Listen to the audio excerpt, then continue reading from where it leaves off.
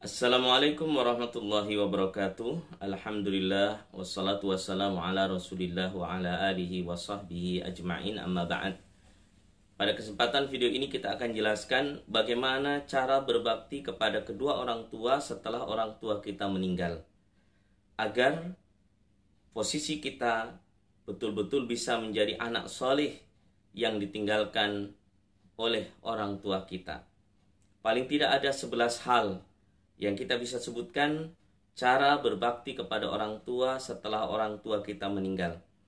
Yang pertama adalah memohonkan atau beristighfar untuk keduanya, memohonkan ampun untuk keduanya. Ini sebagaimana yang dilakukan oleh Nabi Nuh alaihi salam ketika beliau berkata, Rabbighfirli wali walidayya waliman dakhala baitiya mu'minan walil mu'minina wal mu'minat.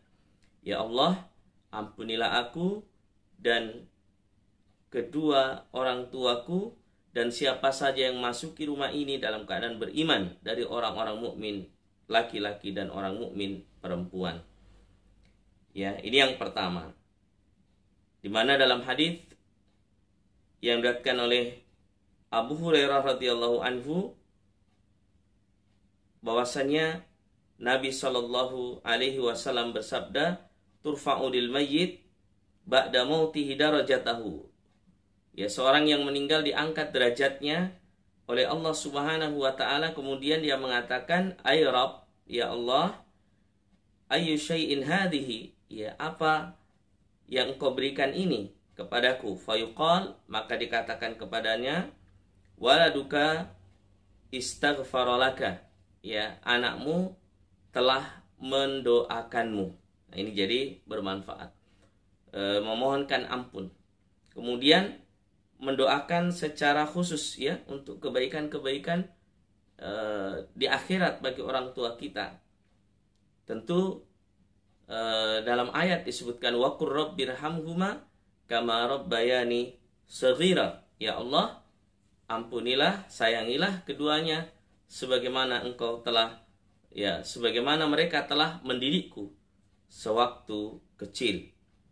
Kemudian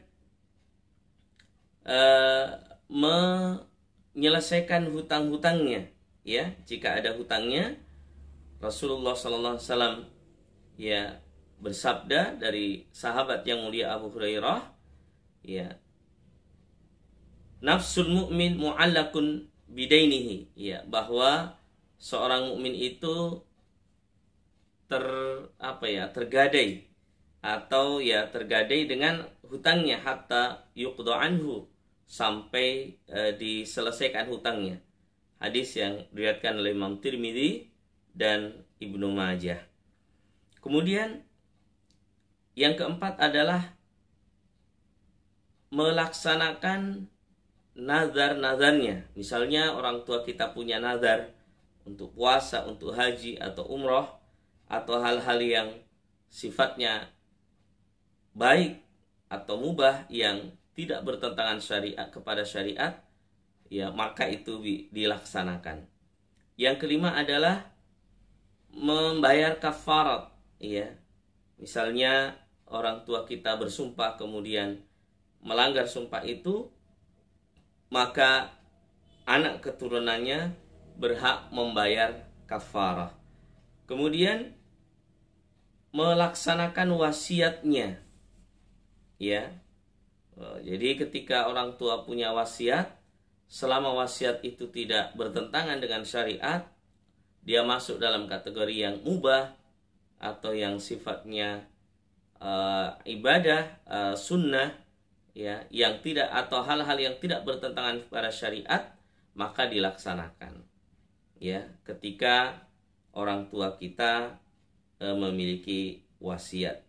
Kemudian yang ketujuh adalah mengganti puasa Ramadan, ya. Ini misalnya orang tua kita pernah memiliki hutang selama hidupnya, yaitu hutang puasa Ramadan, maka sang anak itu boleh menggantikan puasanya. Misalnya anaknya 2 orang, ya, ketika ibu bapak kita memiliki hutang misalkan 30 hari, bisa dibagi dua, ya, atau bisa salah satu melaksanakannya. Nah, ini berdasarkan hadis Rasulullah Shallallahu Alaihi Wasallam, di mana beliau mengatakan, ya, man mata wa alaihi siyam shoma anhu waliyuhu, siapa yang meninggal dan dia memiliki hutang puasa, maka berpuasa walinya, ya, keluarganya sebagai penggantinya. Yang kedelapan adalah sedekah. Ya, ini sedekah untuk kedua orang tua boleh, ya. Meskipun ada hadis yang menyebutkan terputus kecuali 3 hal, maka itu bukan merupakan pembatasan, dan sedekah secara khusus bagi orang yang sudah meninggal ini diperbolehkan. Ya, hadis dari sahabat yang mulia Sa'ad bin Ubadah radhiyallahu anhu, bahwasanya ibunya telah meninggal dan dia tidak menyaksikannya, ya, ibunya itu meninggal. Maka dia berkata, ya Rasulullah, sesungguhnya ibuku telah meninggal dan aku tidak berada di sampingnya. Apakah ada sesuatu yang bermanfaat, atau apakah bermanfaat sesuatu yang jika aku bersedekah untuk ibuku? Maka Rasulullah SAW mengatakan benar atau na'am, ya. Jadi hadis ini diriwayatkan Imam Bukhari. Ini menunjukkan bahwa bersedekah bagi orang yang sudah meninggal hukumnya boleh. Yang ke-9 adalah silaturahim, ya, menyambung tali persaudaraan dan silaturahim dari orang-orang yang dahulu adalah merupakan orang-orang terdekat orang tua kita, dan juga termasuk di sini adalah kerabat-kerabat orang tua kita. Maka kita wajib, atau ketika ingin berbakti, sambunglah silaturahim itu, tentu menyambung silaturahim dengan berbagai cara, mengunjungi atau berbuat baik kepada mereka dan seterusnya. Yang ke-10 adalah memuliakan teman-teman dekat kedua orang tua kita. Ya, pernah suatu ketika Ibnu Umar itu berbuat baik, ya, memberikan sesuatu yang mahal kepada seseorang. Ya, ternyata setelah ditanya, kenapa kau berikan kepadanya? Maka Ibnu Umar mengatakan bahwasanya bapaknya dulu sangat akrab dengan bapak saya, makanya saya berikan hadiah itu sebagai bentuk memuliakan, ya, teman-teman dan orang-orang dekat daripada bapak saya. Yang ke-11 adalah memuliakan, ya, atau al-i'tiraf bifadlihima. Jadi seseorang itu mengakui bagaimana kehormatan, kemuliaan, dan keutamaan daripada kedua orang tuanya. Ya, setelah dia meninggal, maka dengan menyebut-nyebut kebaikannya, membanggakannya, memuliakannya, ya, ini adalah bagian daripada berbakti kepada orang tua. Maka ada sedikit satu pertanyaan di sini yang mungkin perlu kita jelaskan. Bagaimana kalau kedua orang tua itu dalam keadaan tidak beriman, atau dalam keadaan tidak berislam, atau dalam keadaan kafir? Maka sewaktu di dunia, ya, kita sudah jelaskan bahwa sewaktu di dunia kita berbuat baik kepadanya sesuai kemampuan kita dan tidak melanggar syariat. Dan setelah meninggal dunia tentu kita tidak mendoakannya, ya, karena ada ayat khusus di surat At-Taubah ayat 113. Allah Subhanahu wa taala berfirman, saya bacakan ayatnya di sini, "Maka narin nabi walladzina amanu ayyastaghfiru lil musyrikin."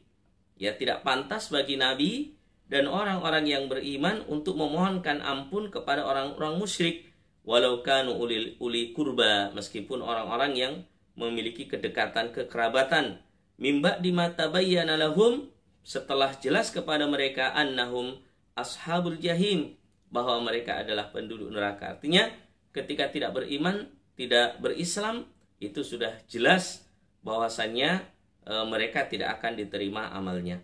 Ayat ini turun ya berkaitan dengan kesedihan Nabi ketika meninggal paman beliau ya, yang diajak untuk berislam ya, meskipun hatinya sebenarnya ingin mengikuti Nabi namun tidak sampai mengucapkan secara lisannya.